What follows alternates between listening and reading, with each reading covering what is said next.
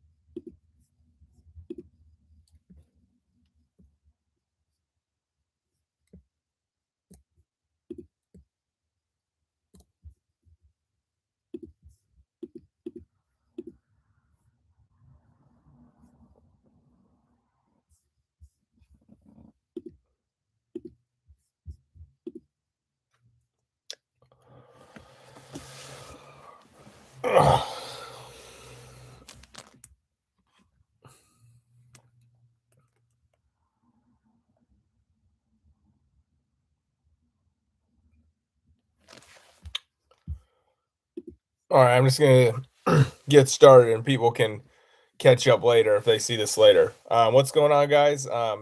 Doing this for the first time. Gonna be trying to do this once a week. Probably once a week. Maybe some weeks I won't be able to squeeze it in, but probably every Sunday evening after at the end of every series, end of every week, I'll try to do one of these. Talking about the Padres this year. Gonna start tonight.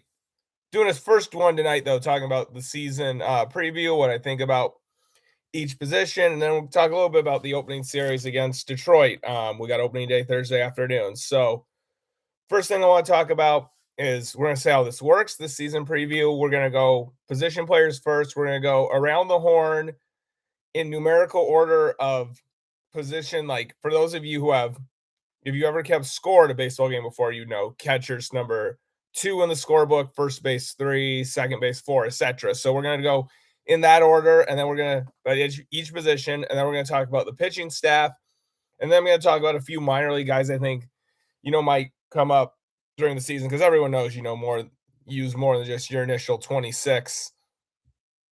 So that's how this is going to work.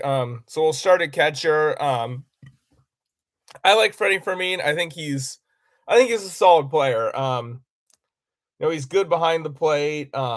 Seems like a great guy that pitchers like working with. I'll say that he hits for a decent average in his career, but doesn't walk a ton, not a ton of power. So the OPS isn't going to be there. He had a great spring training. I don't take too much into spring train stats though, and I'll explain that as this goes on. But You know, he he's had a decent career. I mean, a lot of that though is backing up Salvador Perez. So how's he going to do, in a more regular catching role? Seemed like based off his Instagram, that guy was always in the gym like all winter. So maybe he's getting ready for that increased workload, and he'll have a pretty solid year. But this is a guy. I don't know, probably 260 on base, about 320, 10 home runs. As long as he's good behind the plate with the pitching staff, you'll take that from a catcher at the bottom of the order. I mean, because we just had awful production from catchers last year, the first 2 thirds of the year with Diaz and Maldonado, and neither of them were that great behind the plate, honestly, either. It was bad. So having a full year for me there will be nice.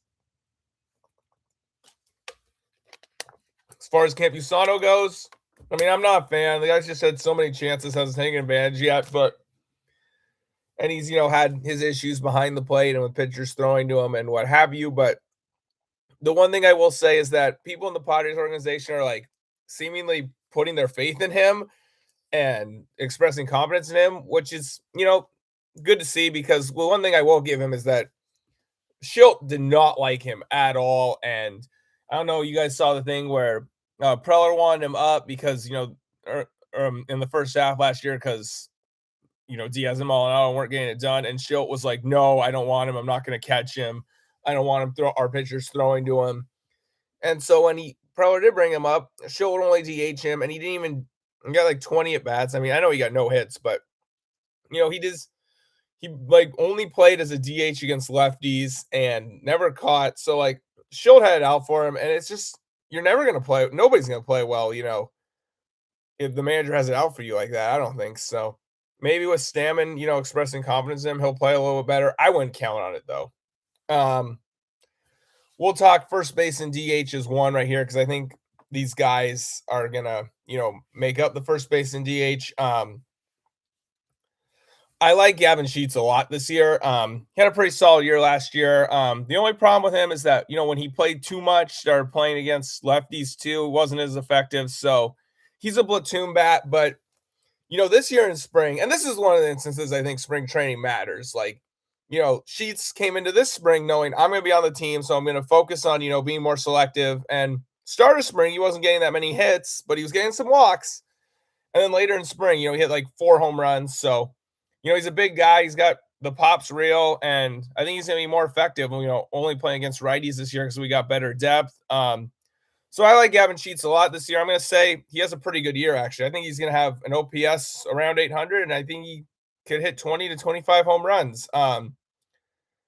As far as, first base slash DH problems against, not problems, platoon guys against lefty pitchers for right-hand hitters, you got Miguel Andujar and Nick Castellanos, free agent signings. Andujar, he hits pretty well against lefties. He doesn't have as much power as I thought he'd have when he came up with the Yankees when he was a big prospect in 2018. He hit 27 home runs. I don't think he really has that kind of pop, but he's a good hitter. I think he'll be able to, especially against left-handed pitching, I think he'll do well for the role we have him for. And Nick Castellanos, you guys know the story. But I think he's going to do well for us because it seemed like he never really wanted to be in Philadelphia, but like Scott Boras was like, hey, dude, like they're offering you the biggest contract. You got to go there. And sure enough, he fired Boras a few years in that contract. So I think he was always just kind of a misfit in Philadelphia. And I think he's pretty aware that this is like his last chance to like be a legit major leaguer. So I think he'll have a good year for us. I don't know, probably 250, around 20 to 25 home runs. But because I think Castellanos is going to be like, he's going to be the guy that, unless he's slumping, he'll play. He'll be the one that plays against right-hand pitchers over in Andujar. So I'd look for Castellanos to be solid for us.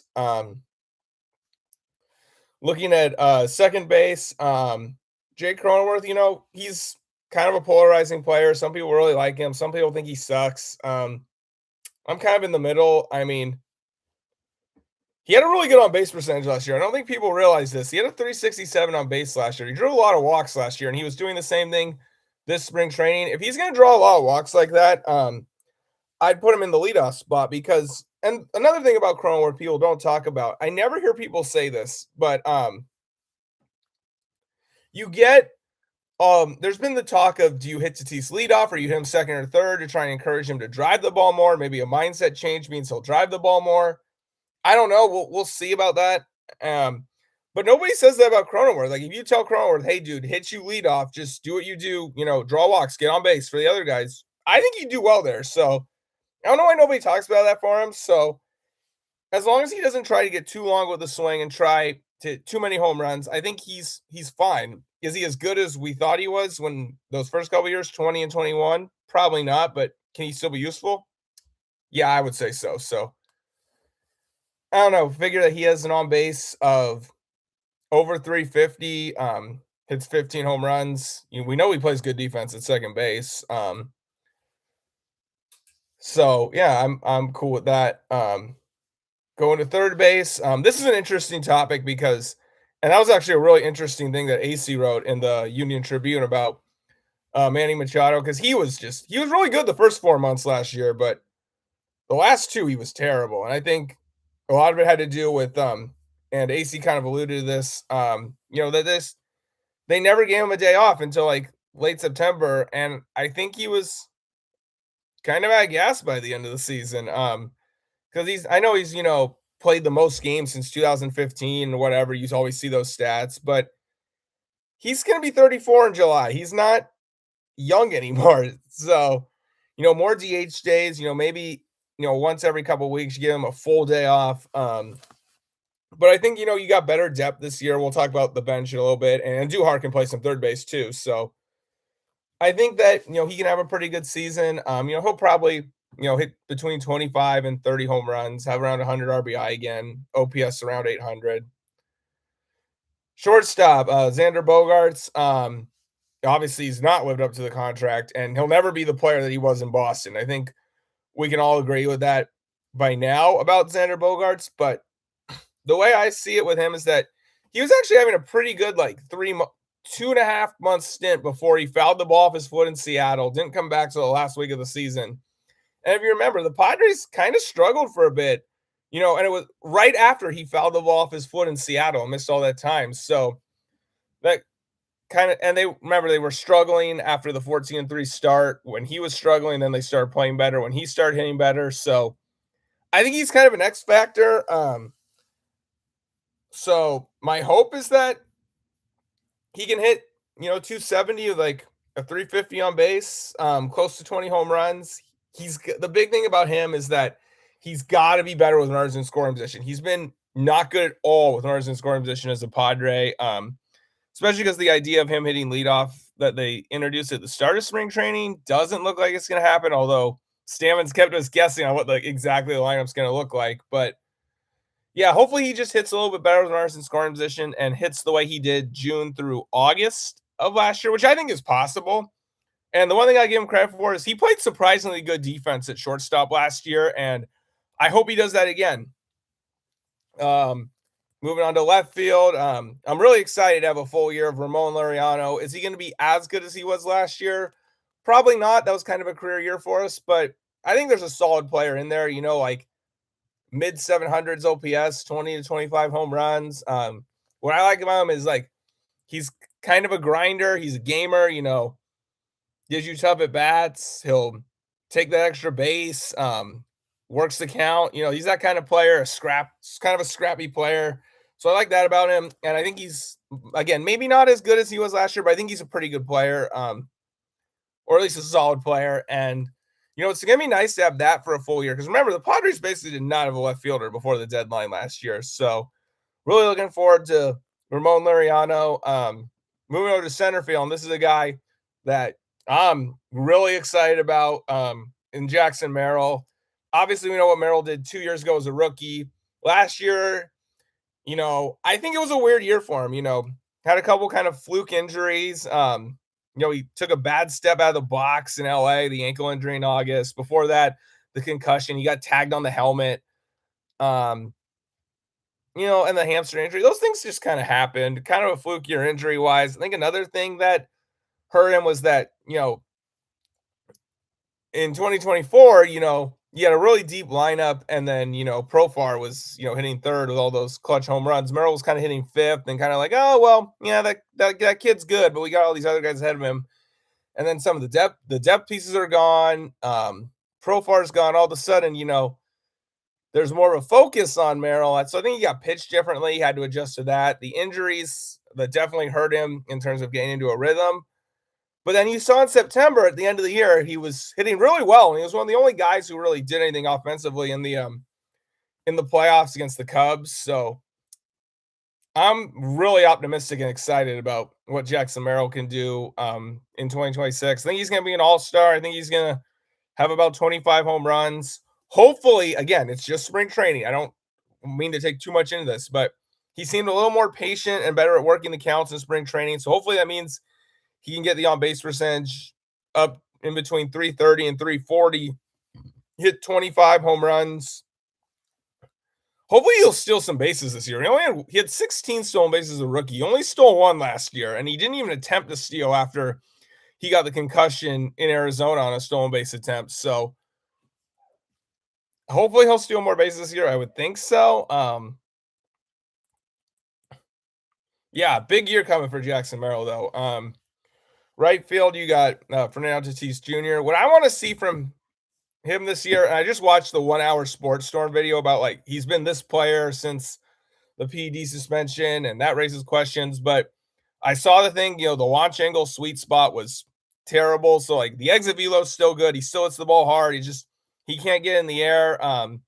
In the World Baseball Classic, he was showing some, pull side power, and you can say, oh, he faced a terrible pitcher. Yeah, like an Israel pitcher that's in single A. Sure. whatever. I get that, but it's the idea that, that there's pull side power because it just feels like last year this hitting philosophy that, they're just discouraged, trying to drive the ball and take advantage of mistakes. And I was looking at his highlight video from, well, not highlight video, a video the Padres YouTube channel posted of all his home runs in 2021. I believe 30 or 31 of his 42 were hit to the left of center field. So left or left center. So, obviously, if you can hit a ball, on the outside corner, take it to right center for a home run, that's a sign of really good hitting. But, pull side power is like where you hitting fly balls to the pull side is where you can hit more home runs and do more damage, extra base hits, even too, not just home runs. So hopefully he'll do a little bit more of that this year. That goes for everybody, but especially Tatis, because everyone wonders like, where did the power go since 2000? Well, there you go. That video kind of explained it. I thought it was really interesting. Shout out Sports Storm for that. That was a great video, man. Hopefully I see you at Petco this year. Seems like a cool dude too. So yeah, it was really interesting to see that from him. Obviously, the base running and the defense is otherworldly with Tatis. I don't think we have to question that. It's just, can he ever get back closer? I don't expect him to get all the way back to 2019-21 form ever, but closer, I think that's possible. Hopefully we can see 30 to 35 home runs and OPS around 850 because he's going to steal 30 bags and play great defense in right field. So whether he's hitting leadoff, second, third, whatever, like I want to see, him try to do more damage at times at the plate this year. And because he's capable of it. And I mean, maybe, he was hitting a lot of home runs in April last year and then kind of disappeared after he got hit in Pittsburgh. Maybe that injury in Pittsburgh was worse than we thought. Because remember, like we were so banged up then that he basically couldn't come out of the game or sit out in any games because we had like nobody. We were so banged up then. So maybe that had an impact that we just don't know about. I don't know. We'll see this year. This is an important year for him. We need to see him do that. It's been enough years now since the last year of 2022. 2023, we kind of like, oh, well, he's going to be rusty coming off the injury. Acuna didn't have a great 2022 coming off surgeries in 21.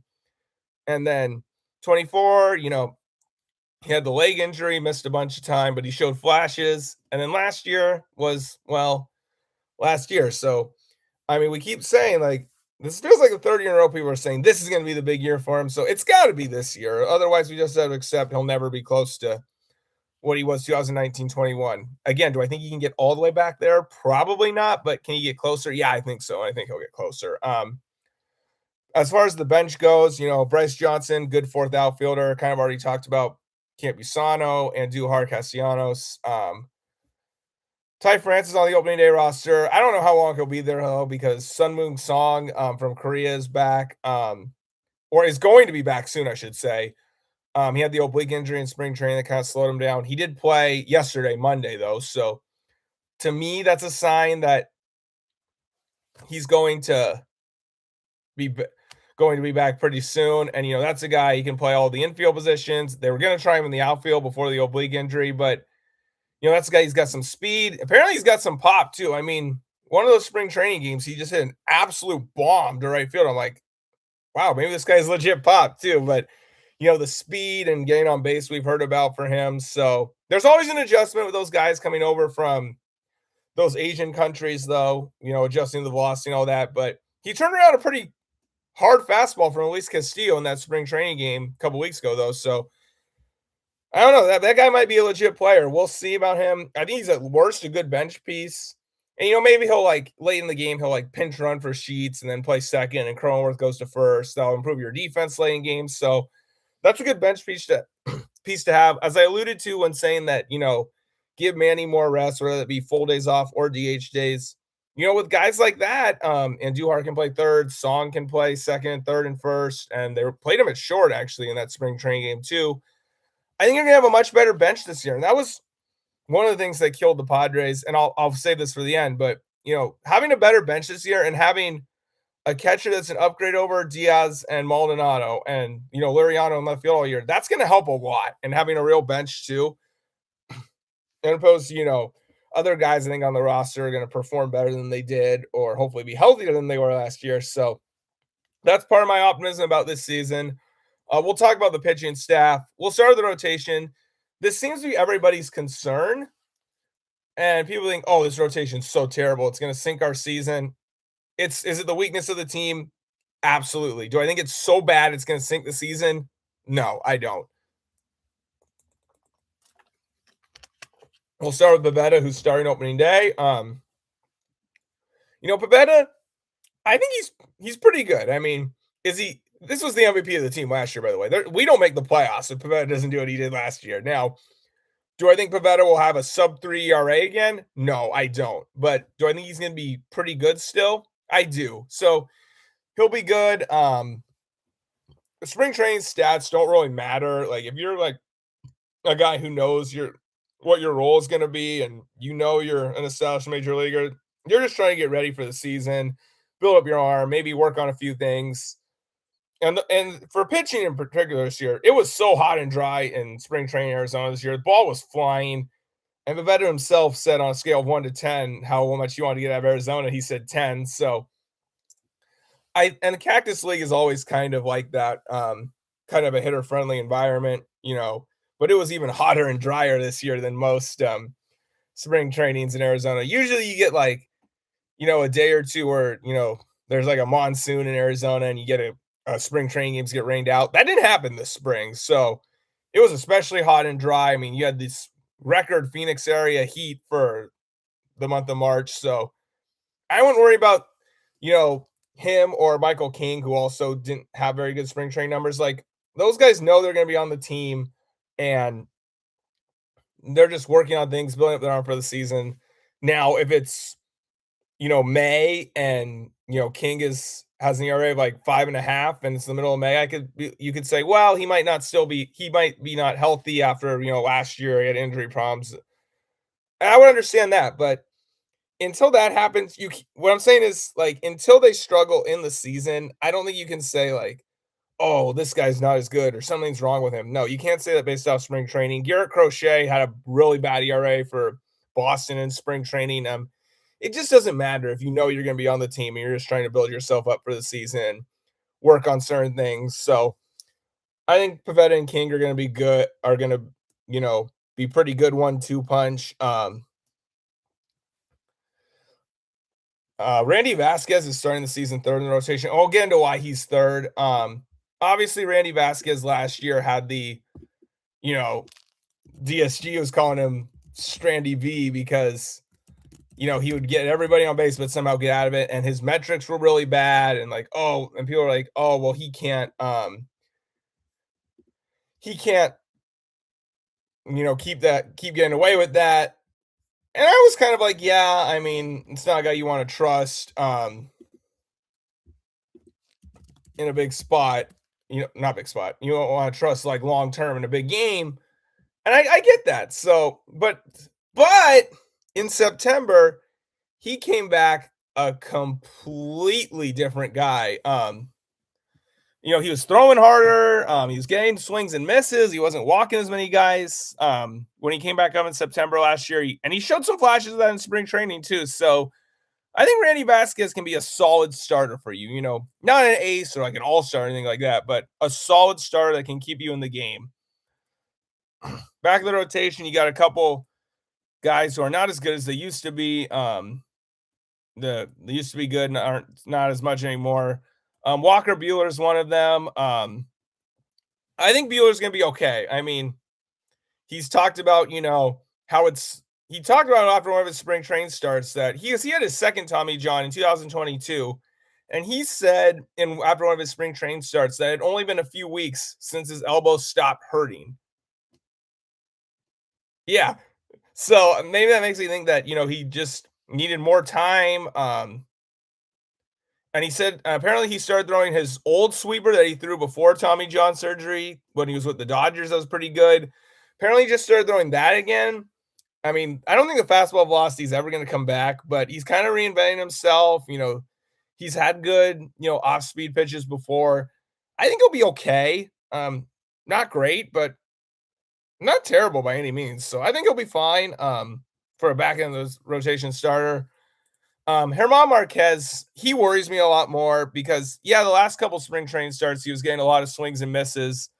But he had some horrible ones where he was just getting bombed and walking guys, and it was just kind of ugly early on in spring for him. He got better as the spring went on. Hopefully that carries into the regular season. Again, can't take too much into spring training. And maybe getting out of Colorado and being another year removed from his Tommy John surgery helps him, but he kind of worries me. But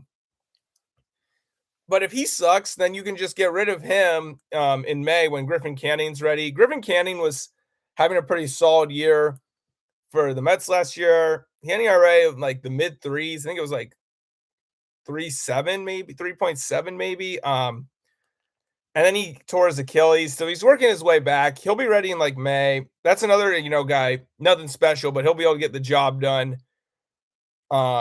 Which is all you're gonna need with this bullpen. That's all we're gonna do. The last thing I'm gonna say about starting pitching is, yeah, the unfortunate news that we were all excited that Joe Musgrove was going to be back this year. And now they kind of put a pause on that, it feels like, and feels like it's going to be a little bit till we see him, which is really unfortunate. But sometimes that happens with, guys coming off Tommy John.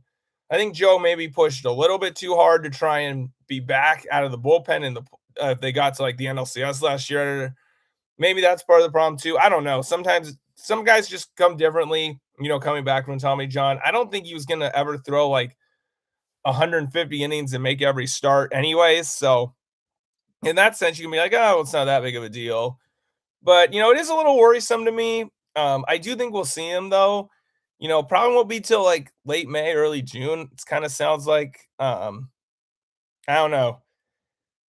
But we'll have him at some point. And the one thing I will say about Joe Musgrove is that this is really just a problem in general with Padre Tour because they hate anybody who makes money and isn't like an MVP caliber player. Like if you make money and you're not great, even if you're just good, they didn't find ways to rip you. And obviously Musgrove hasn't pitched a ton since the contract, which is unfortunate. But I see all these comments be like, "Oh, we pay him 20 million a year and he just doesn't pitch. He does nothing. That's such a waste." That just happens with pitchers sometimes. Pitchers get hurt. Pitchers get Tommy John. I mean, you think the Padres are the only team that does that? Garrett Cole was a huge contract with the Yankees last year. He didn't throw a single pitch for them after Tommy John. Corbin Burns with Arizona makes more than $30 million a year. He got Tommy John middle of June. He might not even pitch this year. If he does, it'll be later in the season.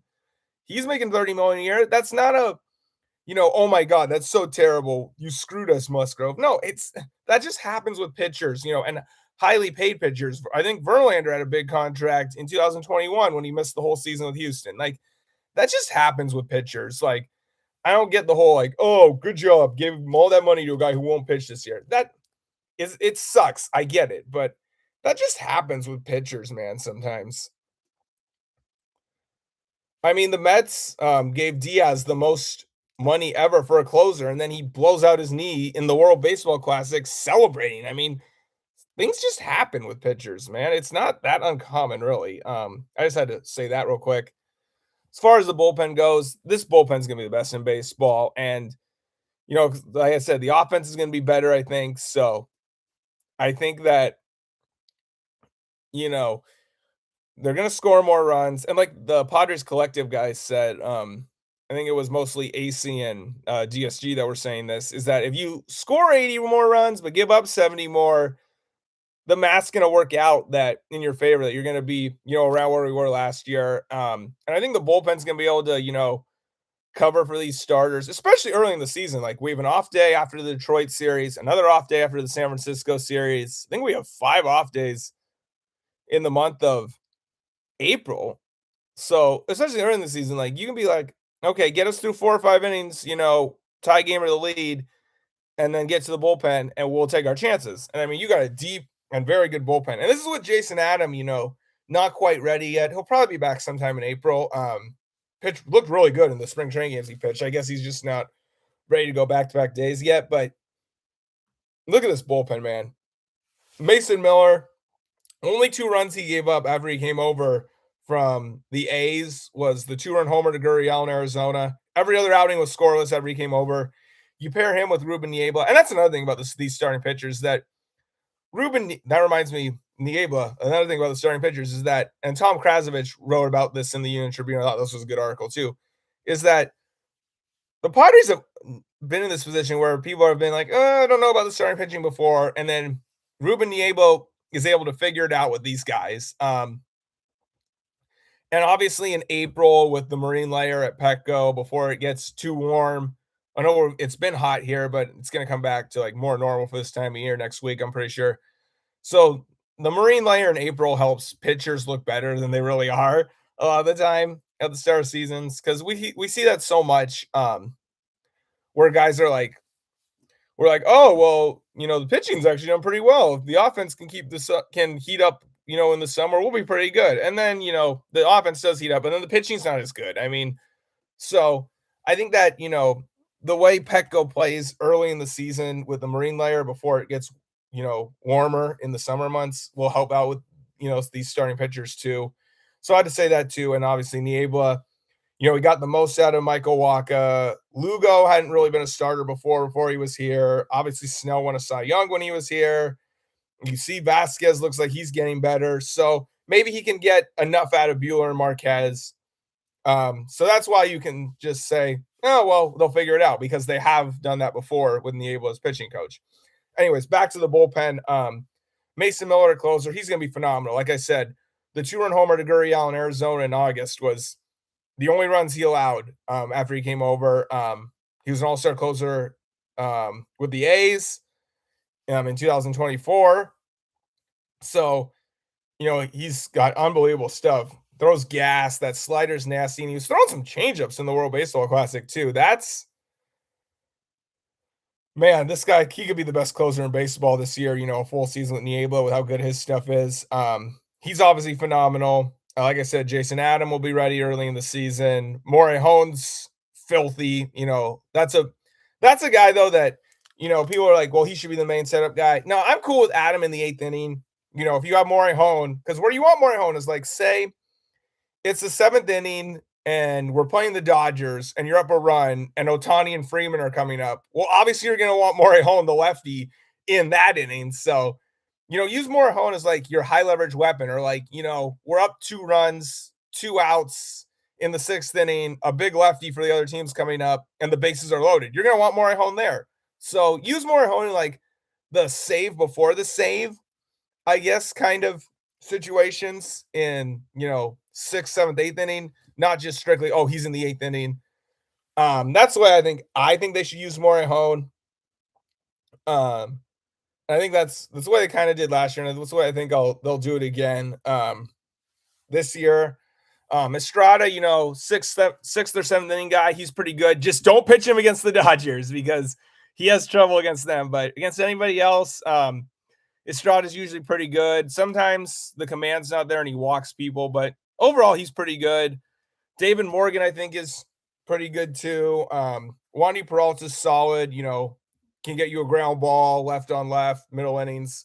Kyle Hart, his stuff played up in the bullpen, pitching 1 to 2 inning outings instead of starting. He was throwing harder, stuff was playing up a little bit.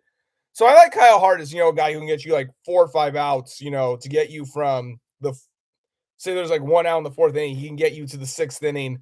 I like Kyle Hart in that kind of role. Bradley Rodriguez, young guy with really nasty stuff. I like him a lot. I've been on him since I saw him pitch in Lake Elsinore in April of 2024. I knew then that he was going to be pretty good. So I like him. Ramir Ignacio is a guy to me that I think he's really good, because he pitched like 10 to 3rd innings last year, gave up 1 run, strikeouts were good.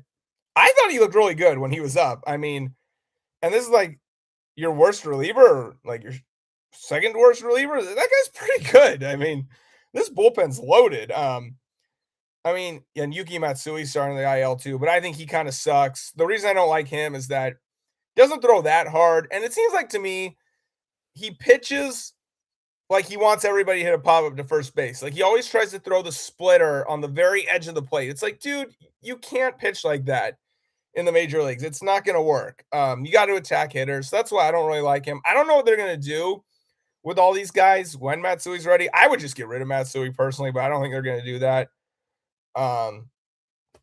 I imagine they send Bradley to AAA when that happens because Marnasio's out of options and he's pretty good. You don't want to lose him because somebody would pick him up for sure if we let him go. So I don't know. I would just get rid of Matsui personally, but that's just me. And then in the even the minor leagues, you got Garrett Hawkins is going to come up this year and pitch pretty well for us.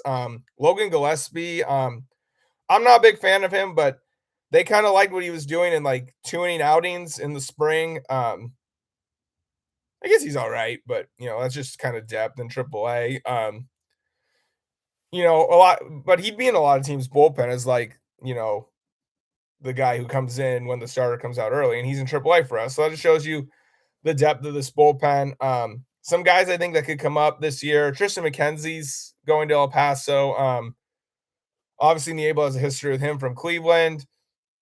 His stuff's still pretty good, but his control was all over the place in spring training. So hopefully he can, figure some things out in El Paso and be ready if we need him. If more starting pitching, God forbid, goes down. But that's not a bad guy to have down there in case that happens. Obviously, I think, you're going to hope that what you have can get you to when Canning and Musgrove come back. And who knows, maybe like because we're supposed to, the sale of the team's supposed to happen, by the second week of April. Maybe the new owner is going to be like, authorize Preller to sign some money, spend some money. Maybe they sign Lucas Giolito if he's still out there then. I don't know if he will be or not, but if he is, then yeah. Um, Overall thoughts, Miguel Mendez is a guy I'd look out for too, by the way. I think his stuff's pretty good. I don't think he's ready yet, though. That's probably like if you need a starter second half of the season. But I think his stuff's pretty good. So I look out for him too. Overall, my prediction for the season, I'll just say this is that I know people are saying like, oh, look at the questions about the rotation. It's like, yeah, King missed half the year last year. Musgrove didn't pitch at all last year. So I guess you could say like whenever he does come back and pitch, you're like, cool, we didn't get that last year at all from him. He pitched 0 innings last year, literally. King missed half the season. Um, you were kind of piecing it together. You had Kolick and Berger pitching. Kolick was all right, and I thought Berger was better than him, but they only let him go like 4 or 5 innings. So people were like, I can't believe you traded those guys. Yeah, Kolick's replaceable, and Berger, they didn't let go that deep anyways, which is what they're probably going to do with their starters with this bullpen. Again, especially early in the season when you have those off days early on. Overall for the season, I think I'm pretty optimistic that they get back to the playoffs again because people have their questions, and obviously, you'd like the rotation being a better spot than this. But like I said, I don't think it's as bad as some people think. And the main thing for me is just look at it this way. So last year, you had King missed half the year. Musgrove didn't play at all. Merrill went on the IL 3 times. Tatis couldn't hit a baseball for 3 months. You had no catcher 2/3 of the year, no left fielder 2/3 of the year, no bench most of the year, and you still got to 90 wins. So just by having some of these guys that you had after the deadline for the full year, and expecting Merrill to be healthy and have more similar to what he did as a rookie, Tatis not to go 3 months span where he gets like 4 home runs again. Just based off that, you'd think, we'll be fine because they still got to 90 wins last year with all that happening. I'd probably expect around the same this year. I don't really get into the whole like, oh, they lost this guy, this guy, this guy, because think about it this way. Arise isn't useful unless he hits like 340 because no defensive value, doesn't walk, no speed, no power. So unless Arise hits like 340, he's not really that useful. And he hit 314 in 24 and I think 290 something last year. So yeah, I mean, won't miss him. Cease, I get that he threw a lot of innings for you, but he wasn't good. I mean, and the Padres had a worse winning percentage in games Cease started than games that anybody else started. Suarez, he's good, but the bullpen's loaded, so not really gonna miss him. I like O'Hearn. I think he's good, but he wasn't on the team 2/3 of the year anyways, and stupid ass Schill didn't even play him the first, a couple of weeks we had him that much. So yeah, I mean, I think it's gonna be another solid season, wild card team probably again. Talking about the series against Detroit real quick.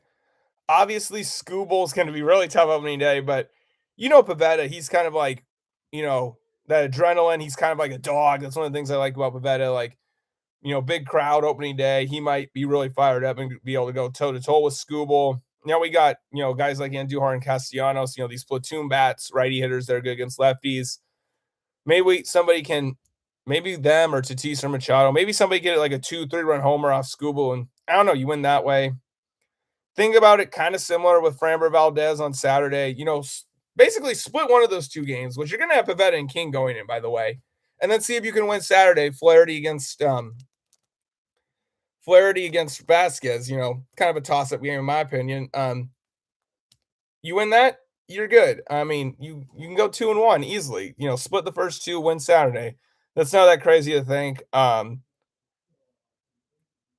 Detroit, they're a good team. They should be a playoff team in the American League. They're not great. I mean, they got some guys with pop, Kerry Carpenter, Riley Green, Gleyber Torres, but it's not a super deep lineup, and they're prone to striking out too and going in droughts. I mean, we saw it at the end of the regular season with them last year. So I don't know. I feel like the Padres can, hang in there this series. I saw the typical thing. People see the problem starts like, oh no, we'll be lucky if we win one game. I don't see it that way. But either way, I'll just say this.